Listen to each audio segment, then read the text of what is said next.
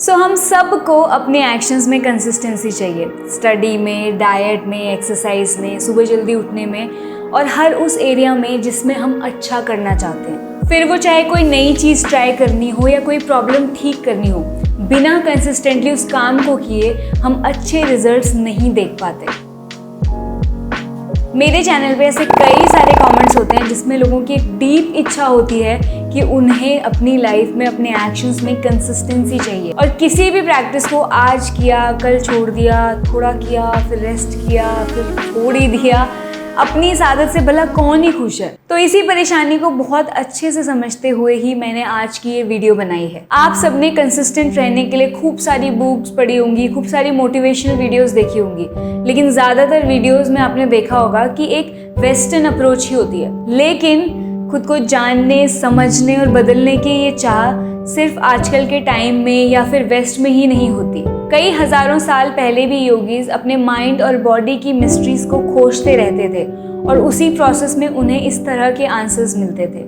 आपने पतंजलि का नाम तो सुना ही होगा। उनको फादर ऑफ योगा भी कहा जाता है और उन्होंने अपने शिष्यों को हैबिट मेकिंग के ऊपर कुछ गोल्डन पॉइंट्स बताए थे। तो आज मैं आपके साथ पतंजलि द्वारा ही बताए गए 3 ऐसे पॉइंट शेयर करने वाली हूँ जिनको अगर आप फॉलो कर लो तो आपके लिए किसी भी प्रैक्टिस को रोज रोज करना बहुत आसान हो जाएगा।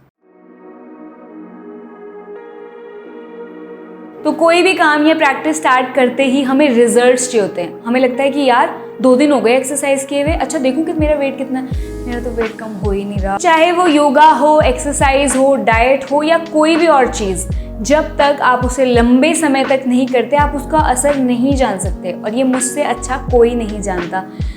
जब मैंने 7 दिन सुबह उठने का चैलेंज लिया था तो मेरे लिए सुबह जल्दी उठना मैंने थोड़ा सा एक्सपीरियंस किया था, पर जो मैंने 30 दिन में एक्सपीरियंस किया था वो 7 दिनों में मैंने कभी एक्सपीरियंस नहीं किया। और 30 दिनों में नो डाउट मुझे ज़्यादा मज़ा आया था और ज़्यादा चीज़ें सीखने को मिली थी। और इवन 30 दिन भी इनफ नहीं होते हैं कोई भी हैबिट बनाने के लिए। 30 दिन बाद भी चैलेंजेस होते हैं और 30 दिन तो क्या, मैं तो कहूँगी 3 महीने, 4 महीने, 6 महीने भी कम पड़ते हैं किसी चीज़ को अच्छे से एक्सपीरियंस करने के लिए और उसको अपनी आदत में डालने के लिए। हम ये भूल जाते हैं कि चीज़ें होने में, रिजल्ट्स आने में टाइम लगता है। जब हम कोई बीज लगाते हैं तो पेड़ बनने में काफ़ी टाइम लगता है। ऐसे फटाफट से 1 दिन करके, 2 दिन करके किसी भी चीज़ का रिजल्ट अच्छे से नहीं दिख सकता। तो हमारी ये आदत इसलिए भी ख़राब हो चुकी है क्योंकि आजकल के टाइम में हर चीज़ 10 मिनट में आती है। मतलब ग्रोसरीज मंगानी हो ब्लिंकिट से तो 10 मिनट में, भैया फूड ऑर्डर करना हो जोमेटो से तो आधे घंटे में आ जाता है। तो हर चीज़ हम बस सोचते हैं, बटन दबाते हैं और हमारे सामने आ जाती है। तो हमारे अंदर वो पेशेंस रही ही नहीं जो पुराने टाइम के लोगों में होती थी कि यार अभी फसल लगाई है, फसल फिर कई महीनों में आएगी, फिर हम आम खाएंगे, फिर हम गेहूं खाएंगे। और उस तरह का इतना लंबा लंबा टाइम वो जो बिताते थे चीज़ों में, उसकी वजह से उनकी एक आदत बनी रहती थी पेशेंट रहने की, जो हमारी बिल्कुल नहीं है। हम सबकी पेशेंस कम ज़रूर है, बट जो रूल्स हैं वो तो रूल्स ही हैं, जो जैसे होता है वैसे ही होगा। और हमें ये समझ लेना चाहिए कि कोई भी प्रैक्टिस, कोई भी डाइट, कोई भी एक्सरसाइज, अगर हमें उसका रिजल्ट देखना है सही वाला, उसको अच्छे से एक्सपीरियंस करना है तो उसको बहुत लंबे समय तक करना ज़रूरी है। तो दूसरे पॉइंट में उन्होंने ये बताया कि कोई भी प्रैक्टिस जब हम शुरू करें, उसे करते रहें तो वो बिना ब्रेक के होनी चाहिए, मतलब वो कंटिन्यूअस होनी चाहिए। ऐसा बहुत बार होता है कि हम कोई योगा चालू किया या हमने कोई पढ़ाई चालू की, बट हम 1 दिन पढ़ रहे हैं, 4 दिन नहीं पढ़ रहे हैं, फिर 4 दिन भूल ही गए, फिर 1 दिन कभी पढ़ रहे हैं, फिर 2 दिन नहीं पढ़ रहे हैं। इस तरह से जब ब्रेक लगती जाती है गाड़ी में तो वो उस तरह का रिजल्ट बिल्कुल नहीं दिखाई देता।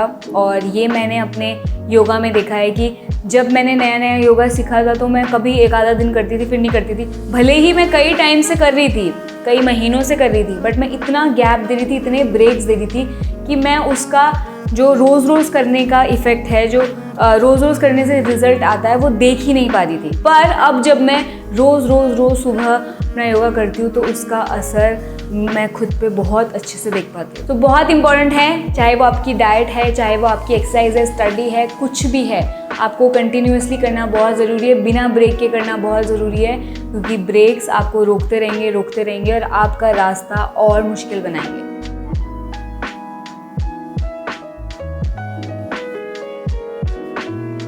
तीसरा पॉइंट जो मुझे लगता है बहुत इंपॉर्टेंट है वो ये है कि जो भी प्रैक्टिस हम फॉलो कर रहे हैं उसको हम कितने मन से कर रहे हैं, मतलब उस काम में हमारी कितनी अटेंशन लगी है, हमारा माइंड कितना इन्वॉल्व है, इससे बहुत फ़र्क पड़ता है। जैसे मैं एग्जांपल लेती हूँ, जैसे मैं सुबह मेडिटेशन करती हूँ, अगर मैं उसको ऐसे करूँ कि कोई मुझसे बातें कर रहा है और मैं बैठी हुई हूँ, या योगा भी कहीं पे भी कर ले रही हूँ, कहीं कुछ और देखते हुए कर रही हूँ और मेरा अटेंशन ही नहीं है उसमें, मेरा माइंड फोकस्ड ही नहीं है उसमें, तो उसका मुझे कुछ असर नहीं दिखेगा। तो भले ही मैं उसको रोज़ रोज़ रोज़ लंबे टाइम तक करूँ, मैं उसको बिना ब्रेक के करूँ, पर अगर मैं उसको पूरे मन से, पूरे विश्वास से नहीं कर रही हूँ तो उसका असर नहीं दिखेगा। और ऐसा ही स्टडीज़ में भी होता है। स्टडीज़ में बिना फोकस के, बिना फेथ के, बिना पूरा मन लगाए आप कुछ भी रिजल्ट्स बिल्कुल नहीं दे सकते। और ऐसा ही एक्सरसाइज के लिए भी है। अगर आप एक्सरसाइज कर रहे हो और आप पूरे इन्वॉल्व नहीं हो उसमें, तो आप ज़्यादा लंबे समय तक नहीं चल पाओगे। और वो डाइट भी अगर आपको उसमें विश्वास नहीं है कि यार ये डाइट अच्छी डाइट है, ये मुझे अच्छा करेगी, तो फिर आप, या उस पर आपका पूरा फोकस नहीं है, तो आप बहुत जल्दी छोड़ दोगे। और इसीलिए ये तीसरा पॉइंट मेरे हिसाब से सबसे ज़्यादा इम्पॉर्टेंट है। सो बेसिकली अगर हम चाहते हैं कि हम किसी भी प्रैक्टिस को अपनी आदत बना लें या उसके अच्छे से रिजल्ट्स देख पाएँ, तो हमारे अंदर ये 3 क्वालिटी होनी बहुत ज़रूरी है। और ये 3 क्वालिटीज़ हैं पेशेंस, डिवोशन और फेथ। सो ये तीनों पॉइंट्स जो मैंने आज आपको बताए, ये पतंजलि ने अपने योगा सूत्रास में बताए थे। और अगर आप जानना चाहते हो कि इसकी कोई बुक है कि नहीं, तो मैं बता दूं कि द योगा सूत्रास ऑफ पतंजलि करके एक बुक है जो मैंने भी पढ़ी है और जो मेरे पास अभी भी रखी हुई है।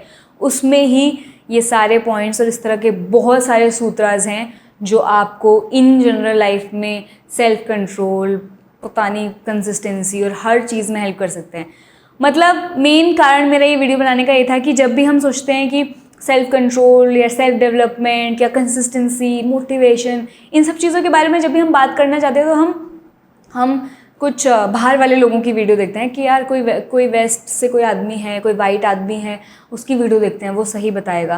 पर मैंने जितना जाना है, मैंने देखा है कि हज़ारों साल पहले के योगीज़ और हज़ारों साल पहले के ऋषि मुनीज़, उनको जितना ज्ञान था, उनको जितना उन्होंने खुद को जाना था, उतना उस तरह की डेप्थ मैं कहीं नहीं देखती। मैं कोई भी सेल्फ हेल्प बुक पढ़ती हूँ जो आजकल के लोग बनाते हैं, लिखते हैं, तो मुझे उसमें पता नहीं क्यों उतनी डेप्थ और उतनी गहराई और उतने अच्छे से वो समझ नहीं आती जितना मुझे पुराने योगीज़ और पुराने जो भी ये लोग होते थे इनकी बुक से आता है।